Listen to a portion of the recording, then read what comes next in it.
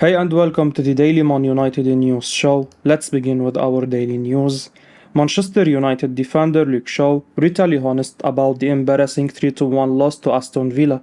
Manchester United's chances to close the deficit with the top 4 rivals came to a halt after an embarrassing defeat against Aston Villa at Villa Park. Villa were quick off their blocks once the game started and attacked our defense right from the beginning and were deservedly rewarded for their tenacity with the 2 early goals. It was a game where we were second best in all departments, and while speaking to BBC post the loss, Luke Shaw shared a similar opinion and admits that his side did not deserve to win. Luke went on to say, "We lost the game in the first 20 minutes of each half. We knew they were going to come out. New manager and the crowd would be behind them. In games like this, if you start slowly, then we will lose the game. We weren't good enough. We spoke about starting well in the second half but conceded again. Then it's a mountain to climb and the game is done. We started sloppy, gave the ball away too easily. That is not good enough. We suffered it. We did not deserve to win." Shaw is brutally honest about the result and the team's performance, and he is correct in his assessment that the game was lost in the first 20 minutes of each half. Villa took the initiative to attack from the start and were deservedly rewarded for their perseverance. Erik slams lacklustre Manchester United in a 3-1 drubbing to Aston Villa. Erik was livid with his team's performance in their 3-1 defeat to Aston Villa. Manchester United were sloppy in the first 20 minutes of each half and were punished for it. In his post-match interview, Ten Hag explained what went wrong.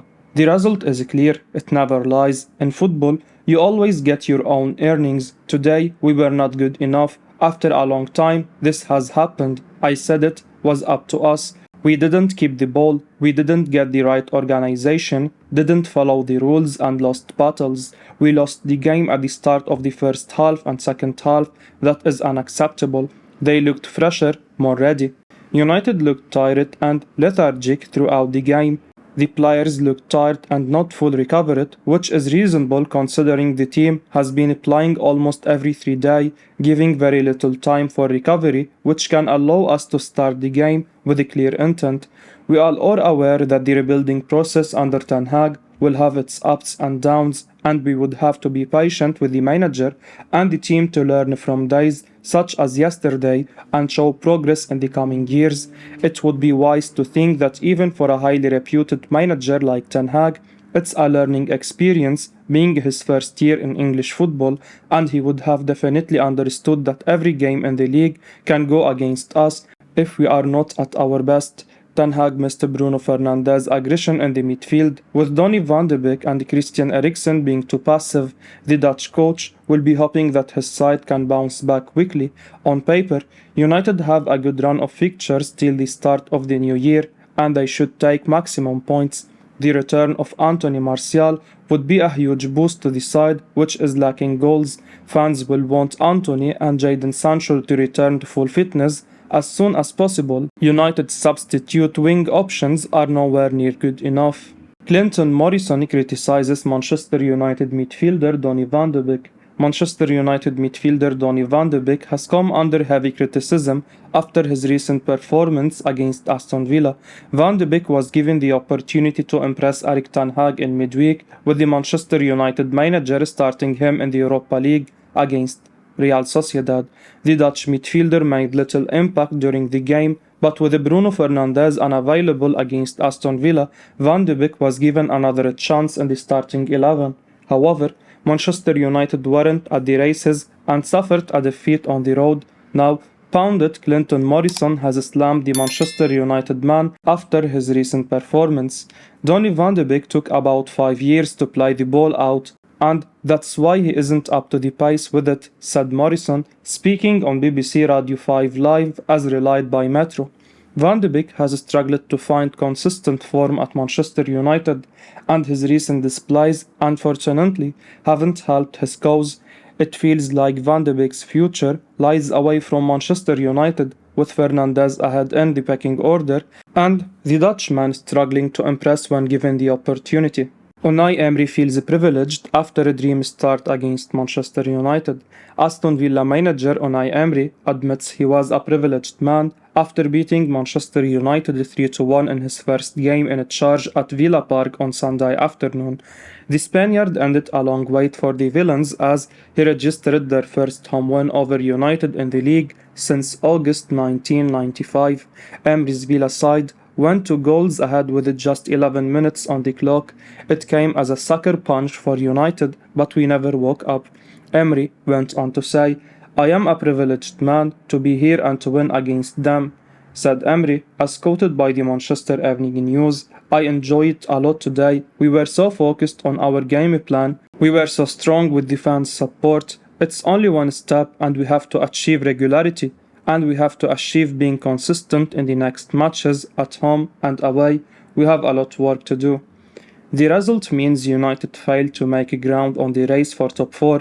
Next week's trip to Fulham becomes a must-win, like every other game we have after the World Cup. Hopefully, none of our key players pick any serious injuries in Qatar, because that could really ruin any chances we have this season.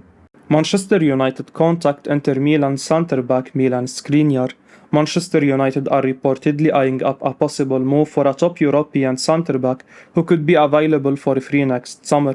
A new report has listed that United have reportedly initiated contact with top Inter Milan centre-back Milan Skriniar. United need to add to their squad next year, whether it be in January or in the summer window. The squad needs more depth. Erik Ten Hag is doing well with the squad he inherited as well as the good signings he made in the summer. However, the Dutch manager is keen to add to the squad as he continues to rebuild United. Defense is one of the many positions that United need to add depth to. United have been linked with a number of centre-backs in a previous transfer window. The Red Devils have now reportedly turned their attention to a top Serie A defender. According to a new report from journalist Graham Bailey, United have contacted the representatives of Milan Skriniar.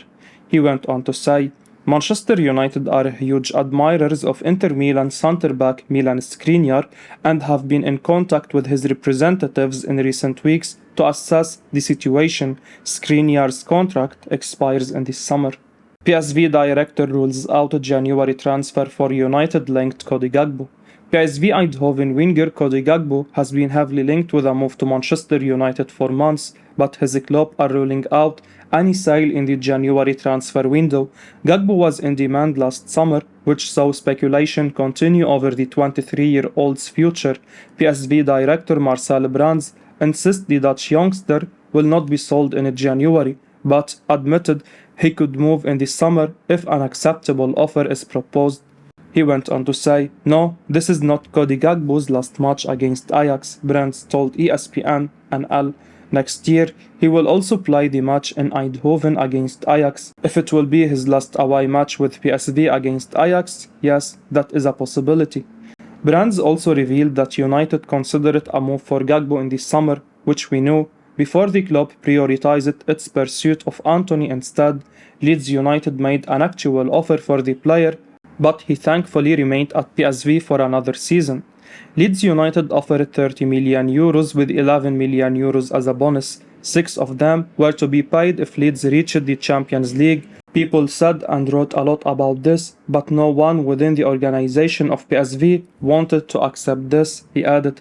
"If United offered the money that we wanted to have for Cody, then we would have sold him. You cannot stop him then. With bonuses we wanted to go up until €50 million.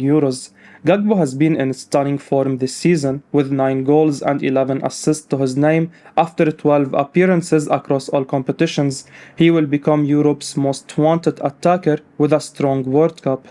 Manchester United eye €40 million January deal for Spanish midfielder Llorente. Manchester United are said to be interested in Atletico Madrid midfielder Marcos Llorente. According to Spanish outlet Mundo Deportivo, the Spanish giants are looking to cut their cost and could hear offers in the region of €40 million. The failure to qualify for the Champions League knockout stages has cost them €30 million.